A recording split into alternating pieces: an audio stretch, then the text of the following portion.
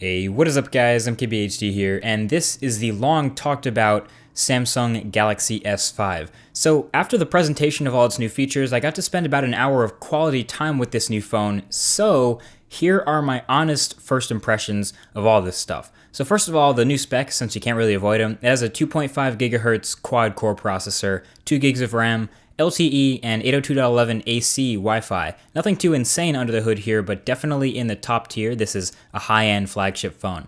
So on the front, it's rocking a slightly larger 5.1-inch 1080p AMOLED display, just a bit bigger than the 5.0-inch Galaxy S4, and that right there is the symbol for pretty much everything else about this phone. It's just slightly bumped up from the Samsung Galaxy S4 in a lot of ways. But one way it definitely did surprise is the build material. So the back of this phone, as predicted, feels a lot like the soft touch on the back of the Note 3, but without the leather stitching on the edges. But then for some reason they added this unsightly bumpiness to it, like the dimples on the back.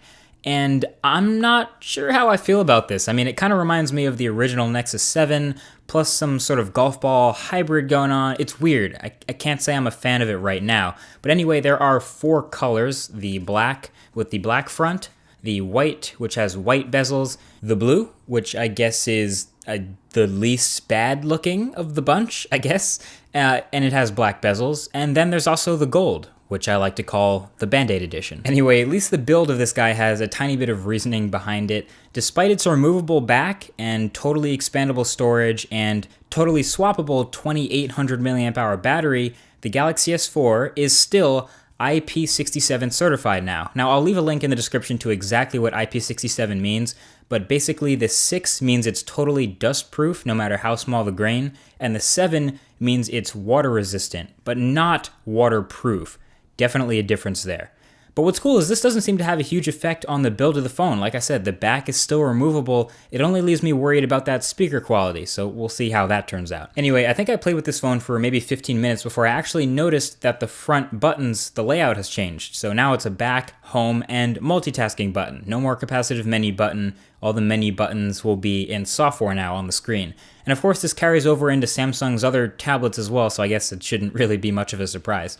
And speaking of buttons, in a very Apple-inspired move, Samsung went ahead and put a fingerprint sensor in the home button. So this one you need to swipe to use, and basically once it's set up, it can be used to log into certain secure apps like PayPal or even unlocking the phone itself. Surprise. I kind of wish it would go a little bit further than that, like maybe I could log into sites in Google Chrome using my fingerprint, but you know, that kind of stuff is a while off. I did notice this new home button felt a tiny bit less clicky, a little bit less tactile than usual, like it was on the S3 or S4. Maybe it was just my unit, but hopefully it's not quite as mushy feeling when it's on retail shelves. Now, another thing they made a huge deal about is the camera on the back of this guy. So it is a slightly larger 16 megapixel sensor and a new dedicated image signal processor, so this shooter supposedly has the fastest autofocus in any smartphone, clocking in at an average of 0.3 seconds. No idea how I'm supposed to verify this, but playing with the phone, I gotta say, it definitely did feel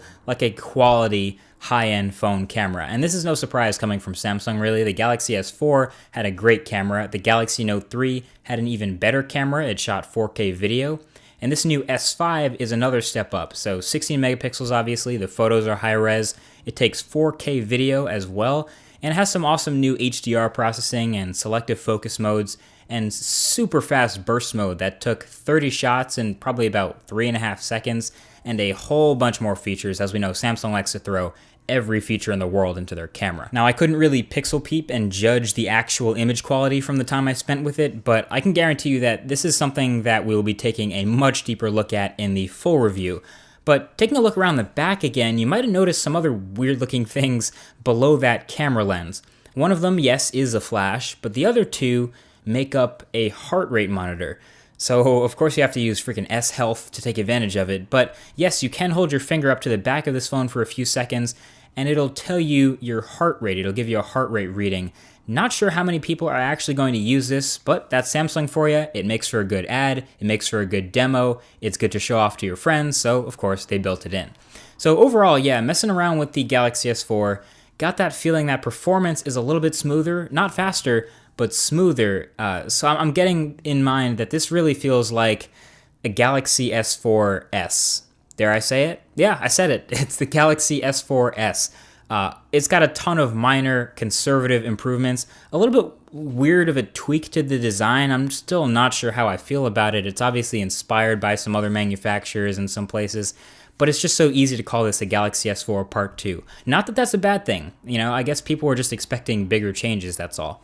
TouchWiz changes especially. I mean, you can see here on top of Android 4.4, TouchWiz is looking a little bit flatter, a little bit more toned down, even though there's still some crazy stuff going on with the settings, but it's definitely still Samsung UX, and you have plenty of Samsung customizations and Samsung apps installed. You even have Samsung's My Magazine one swipe to the left of your home screen, like Google Now on a Nexus or BlinkFeed on the HTC One. So they still want you to use Samsung services and think of this as a Samsung phone. And I'm not complaining, I'm just saying.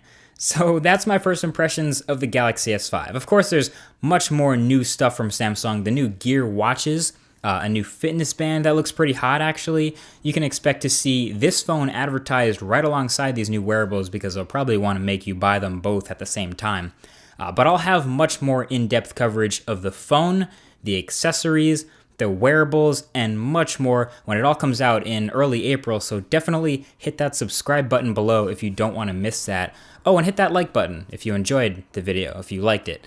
And share it with your friends. Let them know what's good with the Galaxy S5. This is the video to share with them. Thank you for watching, guys. Hope you enjoyed, and I'll talk to you in the next one. Peace.